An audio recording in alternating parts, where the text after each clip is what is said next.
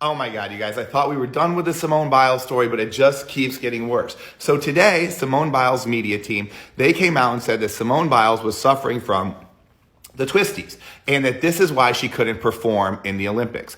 And they put out a video that was honestly cringeworthy video of her going off the bars, staying in a semi-tuck position and landing on her back on like a bunch of pads. And it clearly looked as if she was intending to land on her back. It wasn't like what we saw in the Olympics where her eyes kind of opened during the jump and she realized she was off. That seemed more like a real case of twisties. The video they released clearly seems like it's trying to tell a different story than what actually happened, and clearly seems like it's trying to make some sort of excuse or something. And it clearly seems like she's faking it in the video, you guys. It looks like they shot the video as a response. Like the video wasn't taken in practice and wasn't natural. It's like this video was made just as a response to this situation. And that would be so dishonest if Simone Biles has done that. And it seems surely that that's what her media team has done, you guys.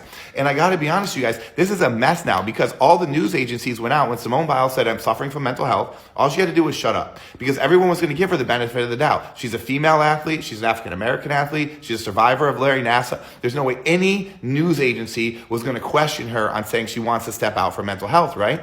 But then trying to change the story, I think her media team, because they're used to 100% positive coverage, because we all love Simone Biles, so they're trying to change the story, trying to fix it. And if they were a savvy media team, that you would know that you can't fix it and you're just going to make it worse, and that's what they're doing now. So they've released this video, which seems like clearly to be a fake video that they made in a response of her landing on her back. And unfortunately, guys, we saw her perform the entire Olympics, all the way leading up to the Olympics, all the way through these Olympics, even to the event right before she quit on. And all of her landings, she landed right on her feet. She was standing there. She was fine. She might have took a couple steps. She might have gone out of bounds, but she was not in risk of physical injury. She was not landing on her back like the video suggests. The video is way overboard and is honestly cringeworthy. And I can't believe that someone as well off and as successful as Simone Biles would allow her media team to make a mistake like this.